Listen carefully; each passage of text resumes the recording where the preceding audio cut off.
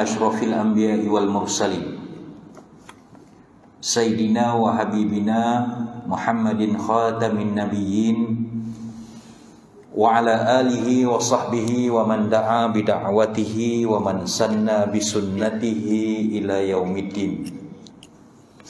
Rabbana syrah lana sudurana wa yassir lana umurana wahlul 'uqdatam min alsinatina yafqahu aqwalina.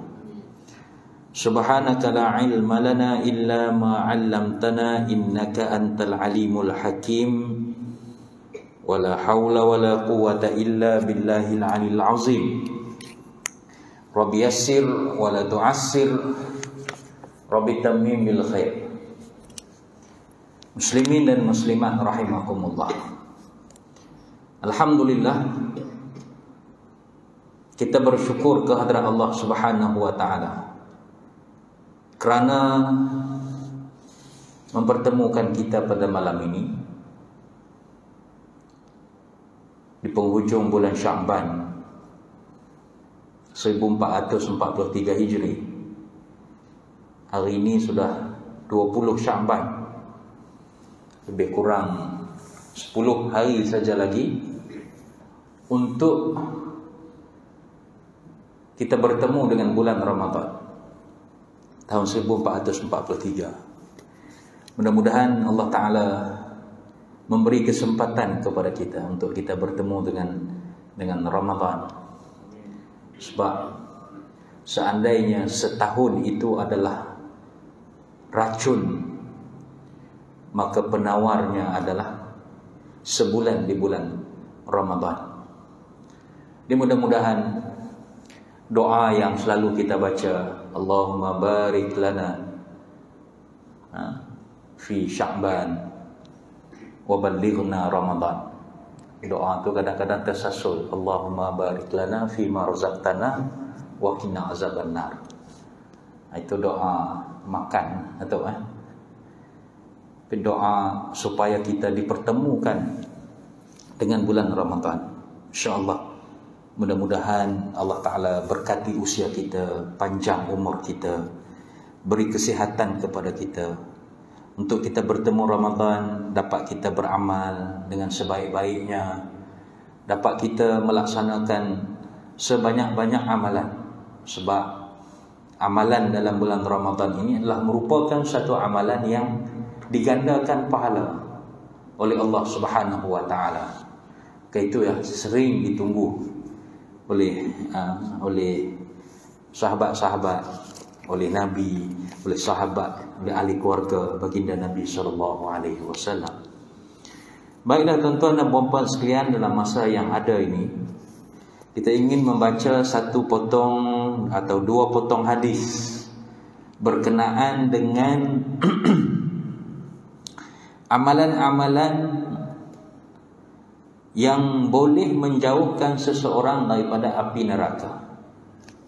Inilah matlamat hidup kita ni tuan-tuan dan puan-puan, yang kita duk buat amal ibadah, kita patuh apa yang Allah Ta'ala suruh, kita patuh meninggalkan apa yang Allah Ta'ala larang.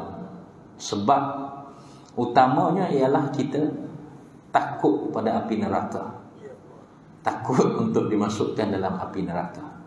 Sebelum masuk api neraka tu, duduk di alam barzakh, alam kubur tu pun Allah sempit lah tuan-tuan dalam tu. Tak larat dah kita nak tunggu. Saya kuarantin 7 hari pun tak larat. Atuk pernah kuarantin tak? Dalam bilik ya. Kan? Dalam bilik aircon ada lagi tak? Katil ada lagi. Nak makan apa bagi tahu, semua orang hantam.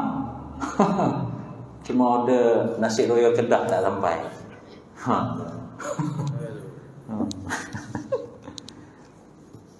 Allah.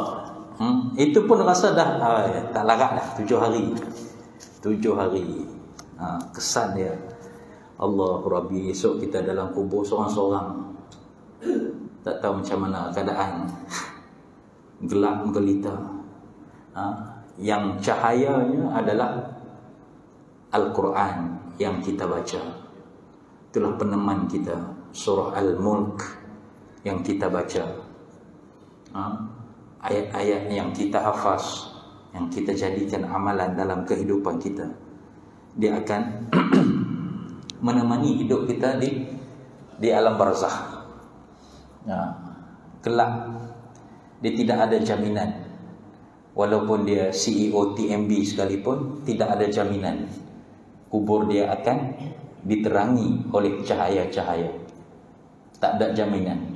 Berapa alam nak lalu kita? Ya? Berapa alam nak lalu? Berapa alam? Maksudnya tu? Alam dunia. Ha. Akhirat. Sebelum alam dunia tu dia ada alam roh. Alam roh yang mula-mula sekali diciptakan Allah. Kita semua ni dicipta roh dulu. Alam roh. Kemudian ada roh itu ditiupkan ke dalam alam rahim. Ditiupkan ke dalam rahim ibu. Maka roh itu dimasukkan ke dalam alam rahim. Duduklah dalam kandungan alam rahim itu berapa bulan? 9 bulan. Daripada alam rahim itulah lahir ke alam dunia. Di dunia ni dia ada peringkat bayi, peringkat kanak-kanak, peringkat remaja, peringkat dewasa, peringkat tua. Akhirnya akan mati. Ada yang sempat sampai ke peringkat tua, ada yang tak sampai ke peringkat tua, kan? Belum masuk kubur lagi. Baru alam dunia. Mati itu baru dikatakan alam barzakh. Kan, bila kita mati itu dicabutkan roh daripada jasad, maka dimasukkanlah ke dalam alam barzakh.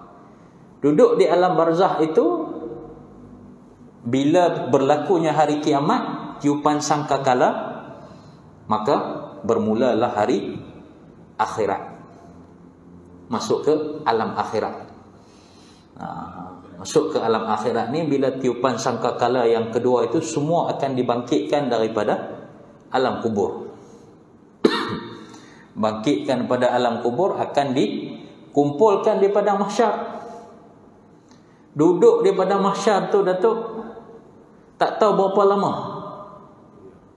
Kan? Tak tahu berapa lama. Satu hari bersamaan dengan 100 tahun di dunia. Yang panjang dia. Satu hari. Perasaan itu. Perasaan lama. Jadi manusia ni pun kata, bilalah Tuhan nak panggil kita ni dihisap. Sebab tak tahan dengan keadaan pada mahsyar ni, seperti yang kita mengajinya, dia bergantung pada keadaan orang.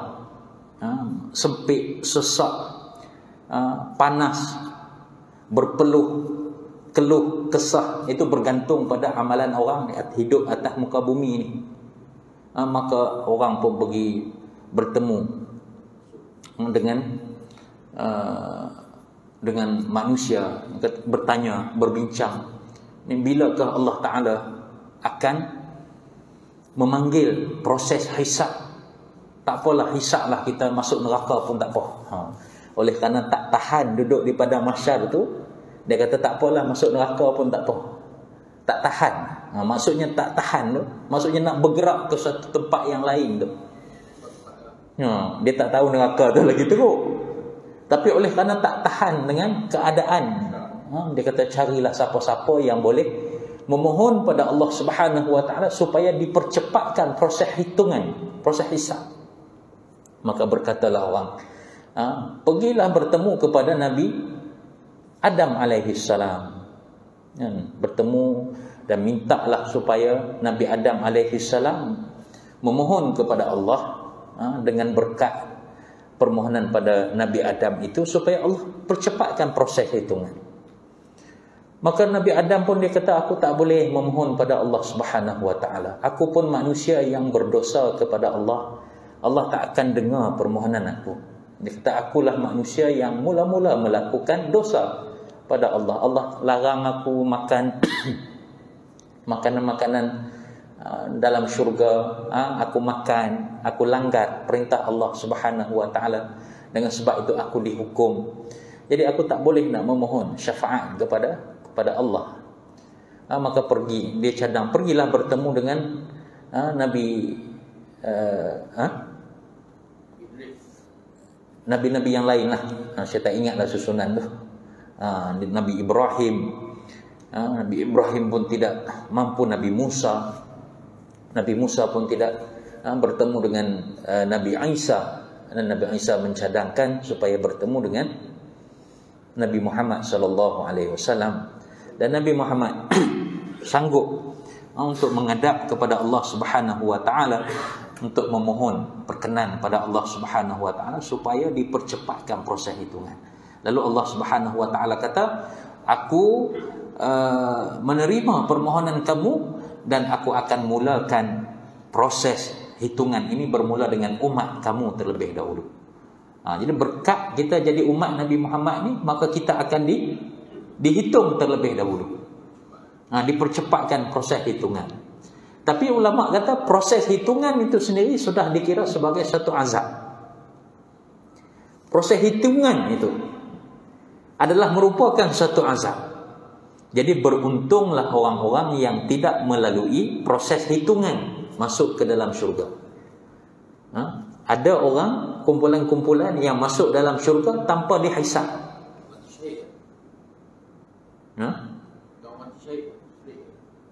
Sebahagian daripadanya. Jadi ekspres Datuk, tak payah tunggu queue.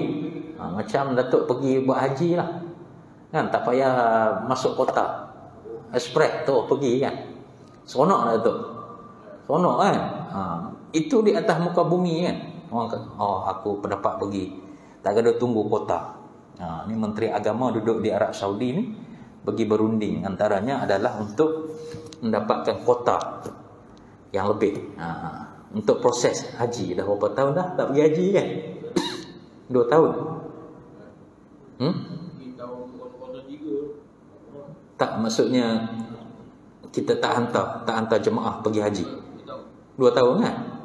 2020 2021. Ini tahun 2022. Ini sekarang ada mesyuarat haji di Arab Saudi lah, proses rundingan. Arab Saudi bagi, terima, tapi kita, kerajaan kita Malaysia ni tak berani nak hantar lagi. Tahun sudah lah, tahun ni insya-Allah lah, mudah-mudahan bila transisi ke endemik. Dia belum endemik lagi tuan-tuan jangan silap. Kita 1 April ni bukan endemik lagi. Dia panggil transisi, maksudnya peralihan. Belum masuk sebenarnya lagi, peralihan. Endemik kena tunggu WHO akan umumkan untuk masuk ke pasca endemik. Sekarang belum endemik. 1 April bukan endemik lagi. Sebab ada sebahagian orang tu dia silap faham. Dia kata 1 hari bulan dah endemik dah, tak perlu patuh SOP dan sebagainya. Kita masih lagi dalam pandemik, proses transisi ke arah endemik. Sedikitlah, tunggu. Dan kita akan mula solat pada 1 April tanpa perlu penjarakan. Tapi kena ingat, aktiviti solat saja. Duduk dalam majlis ilmu, kuliah, kena duduk jarak-jarak lagi. Sekurang-kurang wajib pakai mask. Wajib. MySejahtera kena scan. Sejadah digalakkan. Dia tak wajib, tapi digalakkan bawa sejadah sendiri. So maksud kalau tak bawa sejadah pun boleh masuk juga. Tapi dinasihat bawa sejadah sendiri. Kan? Hari Jumaat dengar khutbah kena duduk jarak. Time semayang baru boleh duduk rapat. Jenuh nak buat tu untuk imam. Jenuh pendi kena susun tengok. Nojar lah tu tengok. Macam mana nak susun ya? Waktu khutbah dia kena duduk jarak, tapi waktu semayang dia boleh duduk rapat. Dia aktiviti solat sahaja. Solat sahaja yang tidak disyaratkan penjarakan, diberi pengecualian lah. Termasuk SOP dalam pengangkutan awam. Tapi di stadium bola itu kena jarak lagi 1 meter. Itu orang KBS kata, kenapa tak boleh rapatkan macam di masjid di surau? Masjid di surau still kena jarak, cuma semayang. Sebab semayang ni tak lama, 10 minit kan, lebih kurang waktu semayang lah. Sudah aktiviti, tazkirah, ceramah dengan khutbah, masih lagi kena ada penjarakan. Udah penjarakan. Dia akan pakai 1 SOP sahaja dan ada 9 garis panduan. Jadi tak banyak SOP dah, rujuk 1 SOP saja dan 9 garis panduan. Yang kecil lah. Kita patuhlah nak buat macam mana kan, atas pengurusan siasah pentadbiran kita patuh. Hadis pada malam ini iaitu mempertahankan maruah orang Islam yang berakhlak baik, maka dia akan dijauhkan daripada api neraka. Ini hikmahnya kita mempertahankan maruah seorang Muslim yang dikenali mempunyai akhlak yang baik. Bersabda Rasulullah sallallahu alaihi wasallam, "Man radda an 'ardihi akhihi, man radda an 'ardi akhihi raddallahu an wajhihi an-nar yaumal qiyamah." Pendek hadis ini yang bermaksud hadis 93 kita ada buat kitab. Hadis 93. Maksud dia, sesiapa yang menolak tuduhan jahat terhadap maruah saudaranya, Allah akan mencegah tubuhnya, wajahnya, yakni tubuhnya dari api neraka di hari akhirat. Tengok Allah Subhanahu wa taala memberi pengiktirafan kepada seorang saudara yang mempertahankan maruah saudaranya. Itu pentingnya maruah ni. Sebab itu dalam Islam, orang yang mengaji syariat,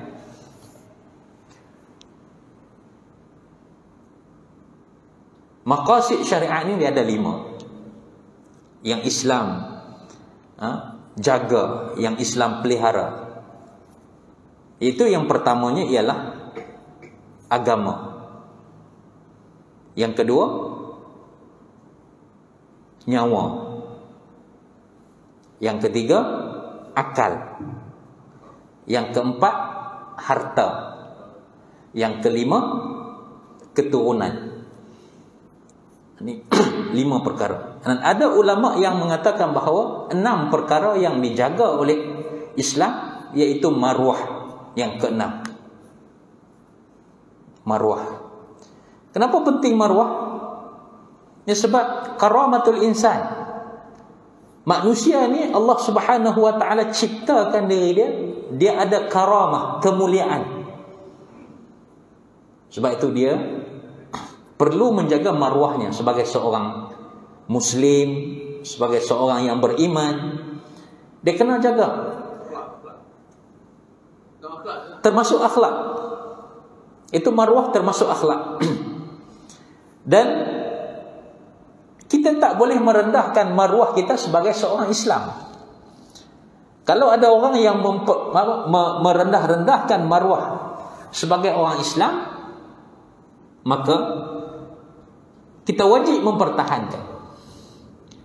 Bahkan sesama Islam sendiri pun, kalau ada orang yang mencemarkan maruah seseorang, kita kena mempertahankan. Kita kena mempertahankan. Sebab itu hadis yang kita bacakan ini, Nabi kata, sesiapa yang menolak tuduhan jahat terhadap maruah saudaranya, Allah akan mencegah wajahnya, yakni tubuhnya, dari api neraka pada hari akhirat. Seorang itu dia terkenal dengan akhlak yang baik, terkenal dengan akhlak yang baik, disanjung, dipuji, dan tidak melakukan perkara-perkara dosa besar yang ma'ruf. Orang kenal dia bukan orang yang suka buat dosa-dosa besar yang ma'ruf. Sebab itu kita kadang-kadang Islam, Allah Subhanahu wa taala menutup aib kita. Kita banyak dosa. Kita kadang-kadang Allah Ta'ala tutup kita ni dengan pakai kopiah, dengan pakai jubah, kan? Dengan jawatan-jawatan tertentu, dengan panggilan ustaz, dengan panggilan haji. Tapi aib kita Allah Ta'ala tak dedahkan.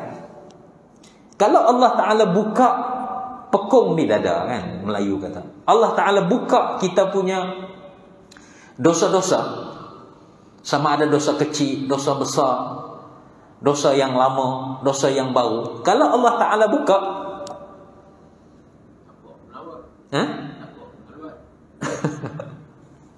kalau Allah Ta'ala dedahkan kita punya keburukan, aib, tak boleh. Jadi saya tak ceramah di depan tuan-tuan ni, malu. Imam Amirul dia tak jadi tok imam dah, malu. Sebab Allah Ta'ala buka. Ini Allah Ta'ala tutupkan aib kita, Allah Ta'ala tak buka. Lalu Allah mengharamkan seseorang yang sengaja membuka aibnya apabila Allah Ta'ala sudah tutup. Allah Ta'ala dah tutup aib dia, tiba-tiba dia berbangga pula dengan aib yang dia lakukan. Oh, dia kata semalam untung besar tikar nombor ekor, dapat 20,000. Dia bangga cerita dekat orang. Itu aib. Haram kita cerita pada orang lain. Dia kata aku semalam berzina dengan 3 orang sekali, perempuan. Dia bangga, dia cerita dekat orang. Allah dah tutup dah aib dia, Allah tak bukakan rahsia dia, tapi dia sendiri yang menceritakan keaiban dia. Maka ini termasuk di antara dosa-dosa yang ditegah dalam ajaran agama Islam. Maka dengan sebab itu tuan-tuan, hadis ini menceritakan pentingnya kita menjaga maruah. Sama ada maruah diri kita ataupun maruah orang lain. Sama ada apa yang dia buat itu mendatangkan suatu dosa kepada diri dia. Maka kalau dia melibatkan dosa kepada Allah Subhanahu wa ta'ala, haram bagi kita mendedahkan dosa dia tanpa sebab. Maksud tanpa sebab ini, keburukan yang dia buat itu hanyalah merupakan dosa diri dia kepada Allah Subhanahu wa ta'ala. Dan dia tidak melibatkan dosa merosakkan harta awam, masyarakat awam, tak melibatkan hubungan dengan kepentingan-kepentingan awam. Selama mana dia tidak mengganggu kepentingan awam, maka kita tak boleh nak mendedahkan keburukannya.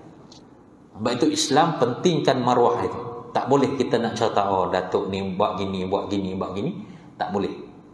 Itu aib Datuk, Allah Ta'ala tutup. Walaupun kita tahu, walaupun saya tahu, haram bagi diri kita untuk menceritakan keaiban Datuk. Kalau saya boleh buat begini, menutup keaiban saudaranya, Allah akan selamatkan dia daripada api neraka. Tapi kita payah duk, kalau tahu keaiban seseorang, kita gaduh nak cerita, kan? Kita gaduh nak tulis dalam Facebook, kita gaduh nak cerita pada orang lain, keburukan orang, keaiban orang, kita suka nak cerita. Sebab itu ganjaran orang yang boleh tutup rahsia, tutup aib orang, maka Allah Ta'ala bagi ganjaran kepada orang seperti gini. Ya, Tuan Haji. Kalau ia berkaitan dengan aib pemimpin, setakat mana yang boleh, setakat mana yang dilarang? Sebab itu saya katakan tadi, keaiban seseorang Muslim ini ada yang boleh kita dedahkan dan haram untuk kita simpan. Macam mana boleh kita dedahkan keaiban seseorang? Seperti yang saya katakan tadi, dalam hal-hal perkara yang melibatkan kemudaratan kepada sesama manusia. Sebagai contoh, dia seorang pencuri. Kita nampak dia mencuri, kita duduk diam, kita tak report kepada pihak berkuasa.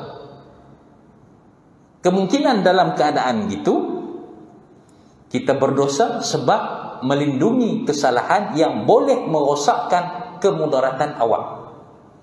Kalau kita tak report, kemungkinan mudarat itu lebih berleluasa dalam masyarakat. Contoh, ada seorang datang nak masuk meminang anak jiran kita. Anak jiran kita. Kita duduk satu kampung ataupun satu perumahan. Sebelah rumah itu ada anak dara. Orang yang nak datang meminang, nak merisik lah, dia bertanya kepada kita, "Ustaz ni dah kenal, ni dah lama lah. Saya duduk dengan dia ni dah 20 tahun dah berjiran dengan dia. Ni kami main nak merisik anak dia ni pasal nak jadi menantu saya, nak nikah dengan anak saya ni. Jadi macam mana Ustaz tengok anak ni macam mana?"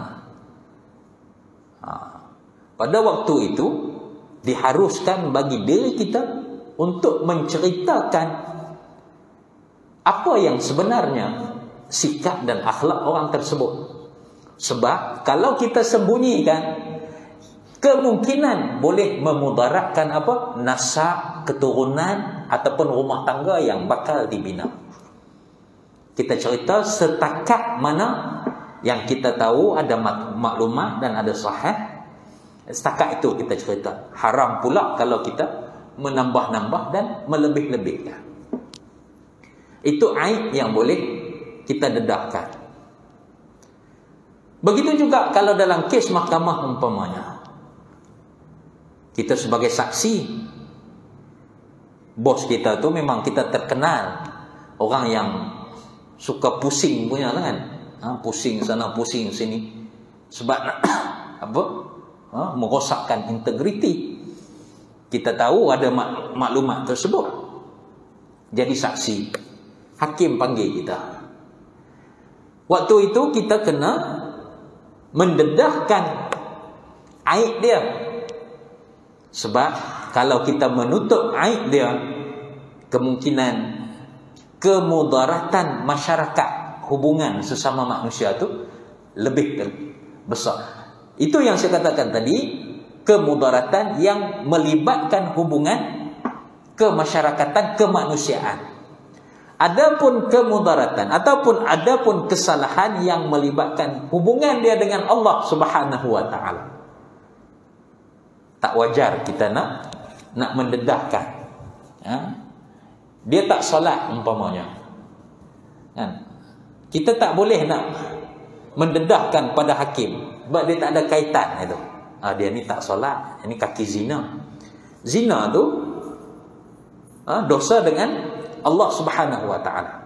Kemungkinan dia bertaubat, Allah taala ampunkan.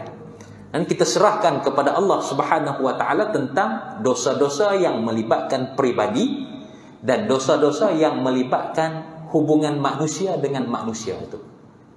Jadi maksudnya atas pertimbangan kita tu, kita tahu kalau kita tak dedah, mudarat dia lebih besar. Maka di ketika itu kita tidak dihukumkan bersalah kerana mendedahkan keaiban orang lain pada ketika itu.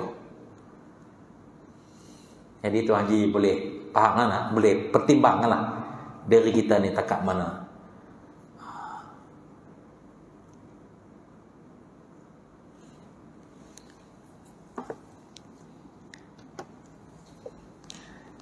Hadis ini melarang kepada kita untuk menuduh sembarangan terhadap seorang Muslim, dan dia merupakan satu dosa besar, termasuk juga membantu orang yang menuduh, si penuduh, dalam urusan hariannya atau menolongnya. Hasil daripada perniagaan, hasil daripada kejayaan fitnah yang telah dilakukan sebab ini akan menggambarkan kepada si penuduh bahawa apa yang dibuatnya adalah halal ataupun bagus. Ini huraian dia sajalah. Maksudnya kita, orang lain yang buat pertuduhan, kita yang tukang pi jadi saksi pula terhadap satu dosa besar, ataupun bantu dia menuduh satu perkara yang dia tak buat, kita pula jadi itu, maka termasuk di kalangan orang yang melakukan dosa besar. Ada nasihat yang cukup baik seorang penasihat agama bahawa jangan kita sering duduk semeja dengan orang yang suka menuduh orang lain atau suka mengumpat dan membuat fitnah. Jadi kita nak berkawan ni, kita tengok kalau kawan kita itu sering membawa cerita-cerita tentang keaiban orang, maka kita boleh meninggalkan kawan kita itu, ataupun kita mengelak diri daripada duduk dekat dengan dia. Sebab kalau kita duduk dekat dengan dia, maka kita sekurang-kurang kita mendengar fitnah yang disampaikan olehnya, dan kadang-kadang kita juga terpengaruh dengan fitnah, dengan cerita-cerita yang dibawa oleh orang tu terhadap sipulan-sipulan. Orang yang menolak kejahatan fitnah terhadap seseorang Muslim bukan sahaja diberikan balasan dari Allah, iaitu dijauhkan dari api neraka, bahkan orang tersebut sebenarnya telah mengamalkan satu daripada kesempurnaan iman, sebagaimana ada tersebut dalam sebuah hadis, tidak beriman seseorang dari kamu melainkan dia mencintai saudaranya sama seperti dia menyayangi dirinya sendiri. La yu'minu ahadukum hatta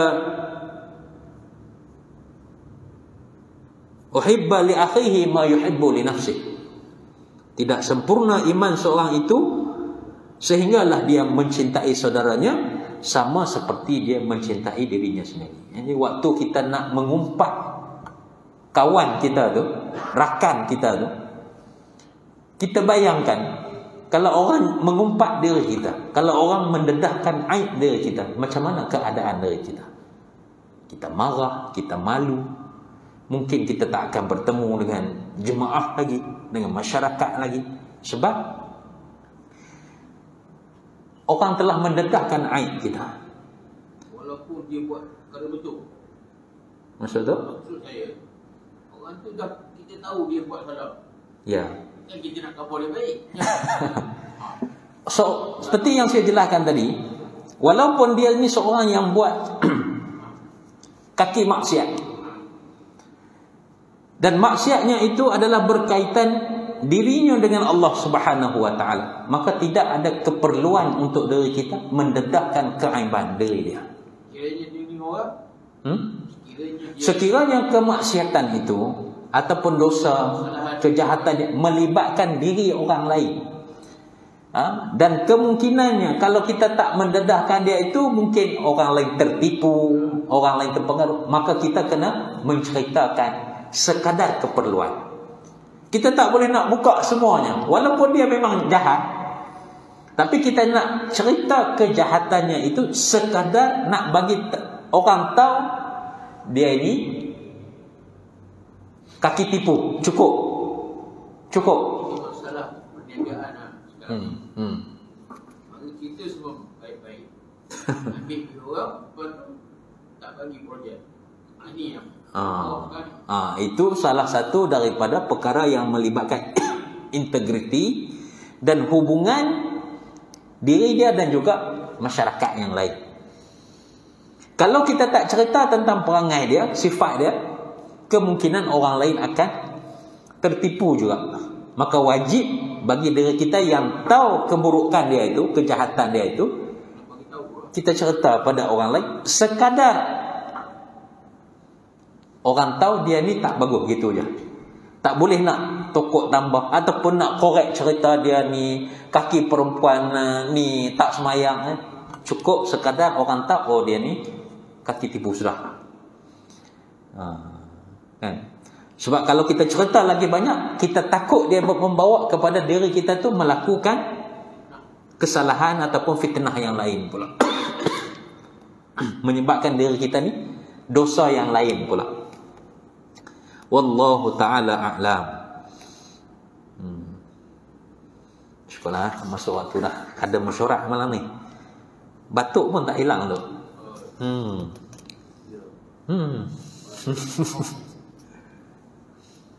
Cakap sikit batuk, cakap sikit batuk. Maksudnya jangan cakap banyak lah.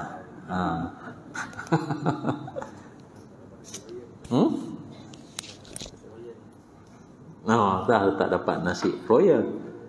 Allahu Akbar. Minta maaf tuan-tuan dan puan-puan. Sekadar itulah yang sempat masa kita ada. Saya sampaikan sepotong hadis ini. Mudah-mudahan menjadi amalan kita dan menjauhkan diri kita daripada azab api neraka. Kita tangguh dengan kafaratul majlis dan surah Al-Asr. Subhanakallah wa bihamdika asyhadu an la ilaha illa anta astaghfiruka wa atubu ilaik. Bismillahirrahmanirrahim. Wal 'asr innal insana lafi khusr illa alladziina aamanu wa 'amilus solihati wa tawassaw bil haqq wa tawassaw bis sabr. Aqulu qawli hadza astaghfirullahal azim li wa lakum. Assalamu alaikum warahmatullahi wabarakatuh. Waalaikumsalam. Mana?